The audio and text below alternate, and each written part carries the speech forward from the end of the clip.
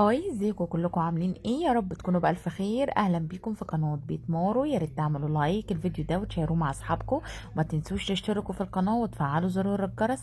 ويلا بينا نبتدي فيديو النهاردة.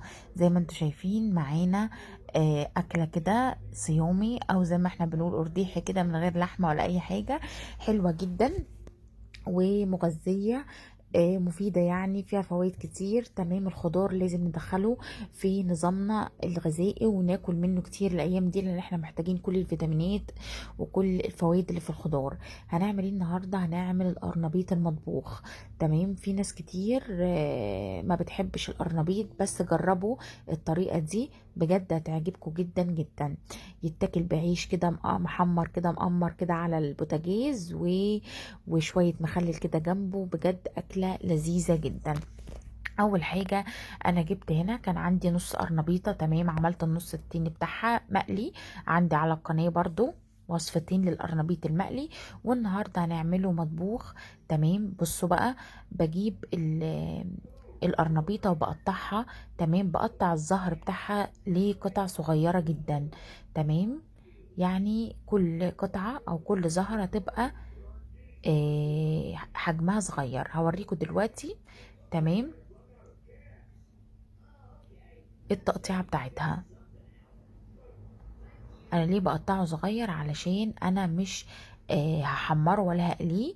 تمام. انا هطبخه على طول، فعلشان يبقى معاكو طايب كده وحلو، لازم تقطعوه بالمنظر ده زي ما انتوا شايفين. تمام. بعد كده نقعته شوية في مية سخنة. تمام. غسلته كويس. بعد كده هجيب الحلة بتاعتي اللي هطبخ فيها. حطيت 3 معالق كبار زيت،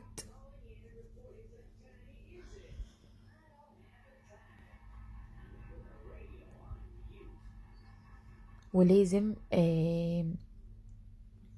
يكون الزيت سخن كويس. بعد كده هنزل ببصلاية مقطعة، لو عايزين تقطعوها شرايح تمام، بس انا بقطعها مكعبات صغيرة زي ما انتوا شايفين.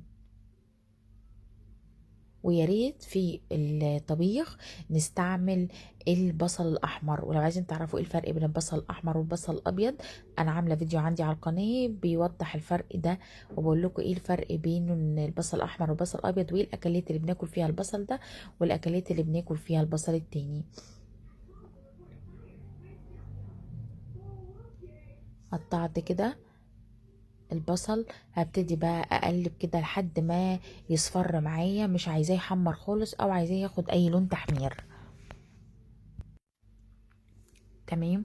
واول ما يصفر معايا، تمام، هنزل بمعلقه توم.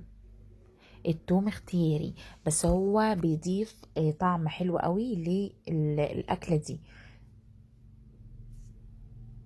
تمام. دي معلقه توم من التوم الجديد اللي احنا فرزناه مع بعض، يقعد معانا السنه كلها. ولو حابين تشوفوا فيديو التفريز برضه موجود عندي على القناه، هحط لكم تحت الفيديو ده لينك القرنبيط المقلي ولينك فيديو تفريز التوم. هفضل اقلب كده لحد ما اشم ريحه التوم. بعد كده هنزل بمعلقه هريسه شطه. هريسه الشطه دي عاملينها برضو على القناه. تمام. بتفيدنا في اكلات كتيره جدا جدا، ولازم بجد تكون موجوده في كل بيت بيحب السبايسي. بتدي طعم، بتدي ريحه، بتدي لون تحفه. بعد ما حطيت الهريسه، يبقى كده بصل وتوم وهريسه شطه. ما عندكوش مفيش مشاكل. هنزل بالقرنبيط اللي انا مقطعاه عندي صغير، وهديله تقليبه في الخلطه دي، بصل والثوم والهريسه. تمام. حوالي 5 دقايق كده على النار. بعد كده انا مطلعه معايا الطماطم المفرزنه في الفريزر. تمام. برضو انا بفرزها في التلاجة، بتقعد معايا ممكن تقعد سنة، وبطلعها. بتفيدني جدا جدا في الايام اللي انا مشغوله فيها، في الايام اللي عايزه اكل بسرعه. تمام. برضه هحط لكم اللينك تحت الفيديو ده. تحت الفيديو ده دايما تدوسوا في سهم كده صغير جنب عنوان الفيديو، دوسوا عليه هيظهر لكم اللينكات اللي انا هحطها لكم. هحط لكم لينكات جروبي على الفيس وصفحتي على الفيس. تمام. وبحط لكم لينكات الفيديوهات اللي انا قلت لكم عليها دي.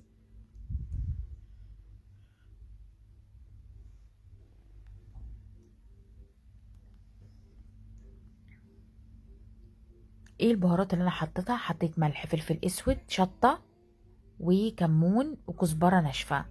هحط دلوقتي معلقة صلصة جاهزة، تمام، من اللي هي البرطمانات اللي بنشتريها من السوبر ماركت، معلقة صغيرة. لو ملاحظين حطيت معلقة صغيرة مش كبيرة. وهبتدي اقلب برضو القرنبيط في الكلام ده. بعد كده هجهز عندي الطماطم اللي متسبكه في الفريزر، تمام، اللي انا مفرزاها. هطلعها هسيحها طبعا، لو عندكم ميكرويف تتسيح في الميكرويف او تطلعوها من بدري تسيح. عايزه اقول لكم الريحه خرافيه، اللي ما بيحبش القرنبيط هيحبه بالطريقه دي. نزلت بقى الطماطم بتاعتي، كيس الطماطم، تمام، وهفضل اقلب كده فيه لحد ما يفك معايا. وفي الوقت ده انا شغلت الكاتل علشان هغلي ميه، محتاجة مية مغلية معايا. ولازم لما تضيفوا المية تكون مغلية يا جماعة، لا سخنة ولا باردة، يعني كمان مش سخنة، لا مغلية، علشان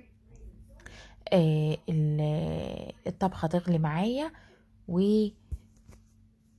يعني ما قللش من حرارة الحلة. هحط ايه دلوقتي؟ هحط المية المغلية، وهحط مكعب مرقة خضروات. زودت قد كوباية مية، مج مية مغلية. ومكعب الخضار، انا بستخدم مكعبات كنور حلوة جدا،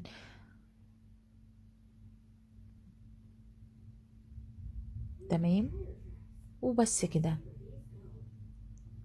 هقلب لحد ما المكعب كده يسيح مع الطبخة. وبعد كده هحط شوية ملح، زودت شوية ملح صغيرين. هقفل بعد كده عليها وهسيبها على النار لحد ما تغلي. واول ما تغلي هوطي النار خالص عشان يستوي كده مع نفسه، عشان القرنبيط ما بياخدش سوا كتير، بس انا عايزة الطماطم تتسبك حلو، تمام.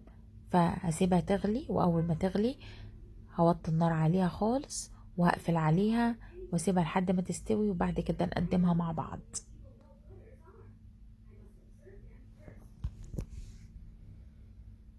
تمام. يلا بقى بينا مع بعض نشوفها وصلت لحد فين.